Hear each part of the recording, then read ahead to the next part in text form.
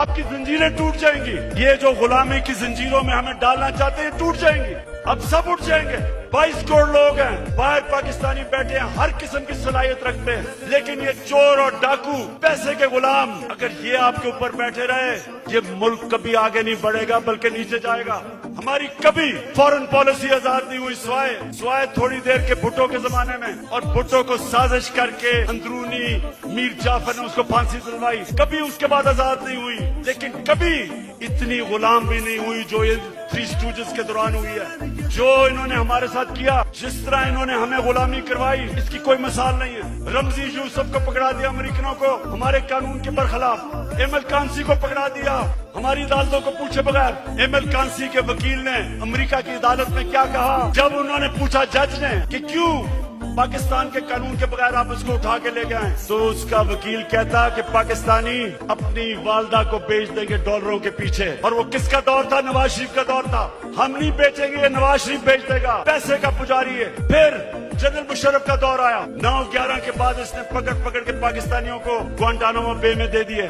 मुल्ला ज़ईफ तालिबान का एम्बेसडर था, Geneva convention के मुताबिक उसको प्रोटेक्शन थी, उन्होंने उसके बावजूद पकड़ा दिया, उनको ग्वांटानामो बे में भेज दिया। हमारे मुल्क से लोगों को उठा के ले गए। हम जंग उनकी लड़ रहे हैं और दुश्मन हम ही बने हुए हैं। 400 ड्रोन अटैक्स करवा दिए, कबायली इलाके को उजाड़ दिया। जो कबायली इलाके के लोगों को मुश्किलों का सामना करना पड़ा, आप सोच भी नहीं सकते। 35 लाख लोगों ने नकल मकानी की वहाँ से, 40 लाख लोगों ने स्वात से नकल मकानी की। या मेरे 2 एक्स मिनिस्टर बैठे हुए हैं, मुराद सईद, इसकी वालदा को उसी जंग में स्वात में जब बम फटा तो उसकी वालदा के सर पे लगा, अभी तक वो कोमा में है, सालों से वो कोमा में पड़ी हुई। यहाँ सरताज गुल है, उसका भाई यहाँ खुदकुश हमले में लाहौर में वो बेचारा शहीद हुआ। मेरे माँ और वालिद की तो दोनों तरफ से, एक जनरल बिलाल शहीद हुए माल वालदा की तरफ से, और न्याजी हमारे मियाँ वाली से शहीद हुए। 80,000 हमारे लोग मारे गए। क्यों? पाकिस्तान की जंग से क्या ताल्लुक था? क्योंकि गुलाम बैठे हुए थे। हमें कुर्बान किया गया किसी की खातिर और हमें दुनिया में जिल्लत मिली। उसामा बिन लादेन को पाकिस्तान में आके इन्होंने खत्म किया।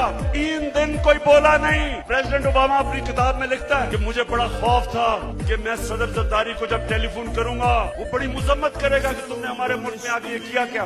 कहता जब 3 दिन के बाद मैंने जरदारी को टेलीफोन किया तो कहता मुझे मुबारक देनी शुरू कर दी उसने। किसी के मुल्क में आके जो आपकी जंग लड़ रहा है, उसी मुल्क में आके आप किसी को मार दें और आपको बताएं भी ना, और वो सारी लीडरशिप हमारी पैरों में पड़ी हुई।